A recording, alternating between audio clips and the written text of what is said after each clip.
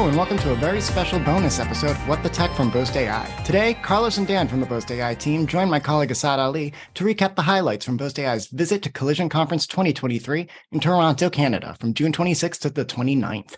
This conversation was originally featured as part of Boast AI's weekly Innovators Live series on LinkedIn, where experts from across our team share their thoughts and experiences to help founders and entrepreneurs along their innovation journey. Hope you enjoy the show and stay tuned for next week's regularly scheduled episode of What the Tech, featuring innovators from across North America's tech ecosystem.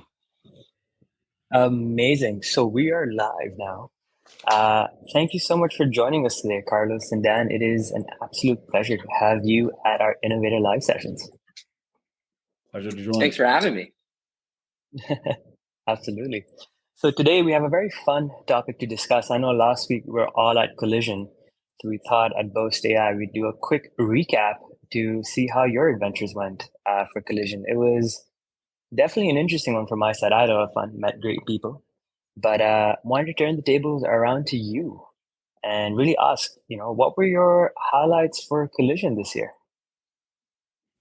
I can start. I would say, it's incredible the number of great people that you can actually meet in a very short period of time in the same place. So that, you talked about meeting people. That's to me, but the biggest highlight. Like, you got to meet amazing entrepreneurs, founders, co-founders, CTOs, CFOs across Canada and from other countries as well.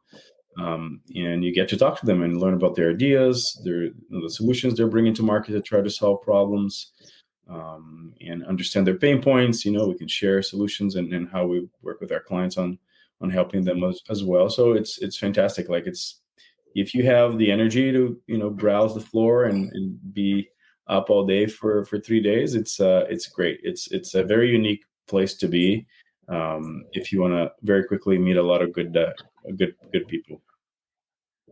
Yeah, I mean, Nice. What about you, Dan? For that, because I feel like we have a fairly big network. So it was really fun running into like prospects, customers, people that like we've connected with in the past and then run into again. Like, I don't know, for prospecting, cold calls, it only gets you so far. So when you get to meet everybody in person, it goes way better and you can make a more impactful connection with them. So huge highlight was just running into everybody. Yeah,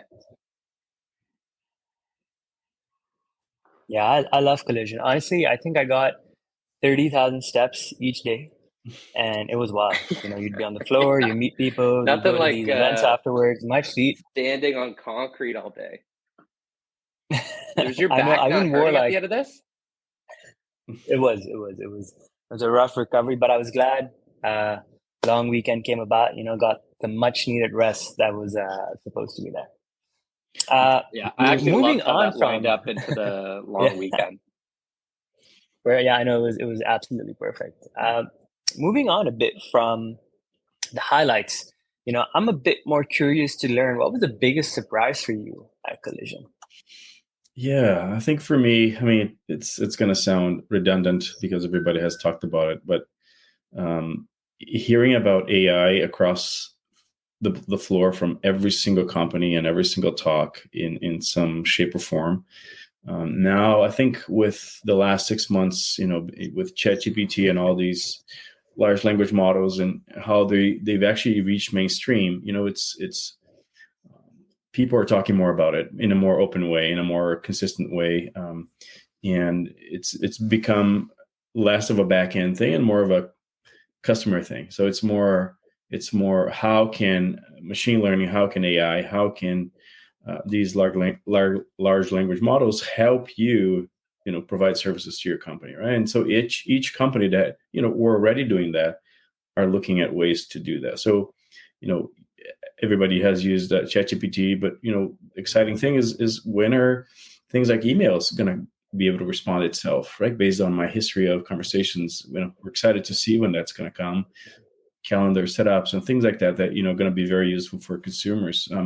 Boast has been using AI for many years now, say more than 5 years. Created a platform to help customers with automating their shred claims. So it's nothing new to us, but it's actually very nice to hear that we were on the right path, and we can also speak very well about the subject because we've been doing this for so long, right? So it makes a lot of sense to us. and it resonates really well. And it's great to see everybody talking more fluently and with good ideas, and not just thinking about a gloom future of what AI could do to us, but more like, hey, how can we solve more problems with these tools? So Yeah. I know everybody talked about it, but it has to be AI at this point. There are other things like crypto, as blockchain that people talked about a lot, but AI really took the spot, I think. Nice. What about you, Dan? I mean, a couple things. I think one big surprise was running into Juju Smith-Schuster. I didn't know he was going to be at the event, but he had a little talk in one of the sessions. So like pretty awesome just to run into him. And then maybe our turnout at our Get Shredded event. Who knew working out as a networking event would be as popular as it was? It honestly was great. I think everybody at the end of it was completely gassed, but just the smoothies and the excitement they had just to hang out and chat afterwards, even though everybody's gross and sweaty, it was it was a bonding moment for sure. Definitely. I think everyone was quite pumped afterwards. They're like, yeah, let's talk. It was amazing. I think a lot of the people there said they want to see this happen again next year. So we will be pitching it to the team. Sure. Let's make it happen. Yeah, I love all the events that happen. Honestly, there was I attended I want to say at least 10 events, and I can confidently say all of them were fantastic. Though obviously, small bias, Get Shredded was my favorite event. Who doesn't want a good workout? Yeah. I agree. Yeah, exactly.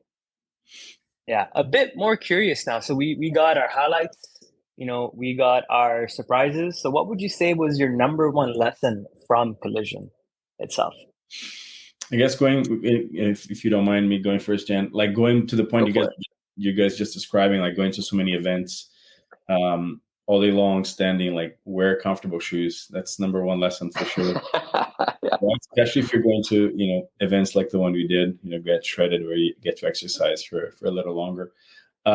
Jokes aside, I think the importance of networking for me is a number one lesson. We do that all day long here at Boast, and I think being able to do that in person and meeting folks and talking to them, it's incredible how many people you walk by and you actually know them and they come and talk to you. We've helped them, and it's back. It's both ways. Like you give and you receive, right? It's a process. It's not just connecting, but it's also sharing and so. And as you go to all these events, as you described, you're like 3 or 4 events every single night, plus the whole day that you're doing things. So you exercise that muscle. Hey, I'm going to introduce myself. I'm going to connect to someone. You get to know new people, and you share advice. You get advice. You share stories. You hear stories. It's fantastic. Number one lesson, networking for sure. Yeah, 100%. And I wish I thought about better shoes. It was like 30 plus degrees that week. Like I was just, flip-flops I thought were the right choice and killed me. But no, for number one lesson, I think Curtis mentioned it on his chat, but it was, trying to plan your day. It's such a massive event and you got to scale it. So like, don't try and conquer everything in the first day, like try and plan it out. So like, I think the lesson was like, it's a marathon, not a sprint. So the first day was pretty daunting because there's so much to do and you're trying to figure out all the speakers and which ones are interesting to you. But I also wanted to go talk to everybody on the floor. So it was a tough combination. But after the second day and then into the third day, I felt like you get in the swing of things of which talks are, planned out that you actually want to go see and then carve out time to network and go meet everybody. So I think at the beginning, the thought was, I got to do everything right now and there's not enough time. And, by the end of it, it felt very positive for sure. So that's a very good point. Definitely I was going to say a very good point because, it's important to look at the map and see where everybody is, right? Where all the big players and the ones you want to talk to. And the thing too also is that some days, like the first day, second day, third day, some companies, they just rotate. They're in a booth. Yeah. The next day they're not there anymore. They're not in a booth anymore, actually. And so another company takes that spot, and then the next day the same thing happens. So you think, okay, the guys are not here today. I'll come back tomorrow and I'll talk to them. When you come back, it's another company there. So you want to make sure you know exactly who's going to be where. And the app had all that. So it's great to actually get to see them in person and have a chance to chat with them. So yeah, planning is everything. I think they did a pretty good job on that app. It was super helpful because, once I started planning out which talks I wanted to go to, but also for that map to show me where everybody was. I think that was a little bit daunting too, to figure out, okay, who's here, who's there. And then when you actually want to meet with somebody, you could do that through the app. So I thought like it was, they did a really good job with it. I agree with that. Yeah. Yeah, the app was awesome. Yeah, I reached out to so many people through the app itself.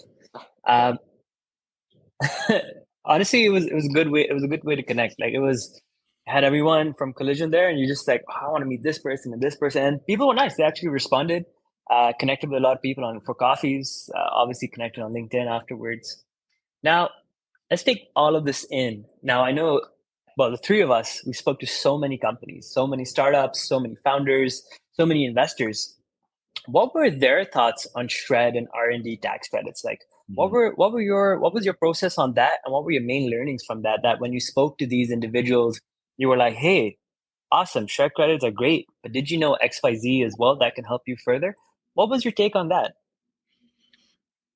I'll start. It was definitely interesting. So the way they set up everything from the alphas, the betas, and the growth, I feel like we definitely have our ideal customer profile ironed out. And so when you're talking to a lot of the alphas, they might have just started 3 months ago and they haven't even looked into SR&ED. So it was just interesting to go through. So some people, it was more like providing knowledge and giving some insight to like, hey, this is something that you guys should start looking into and build towards, because it could be super strategic for how you guys grow and plan.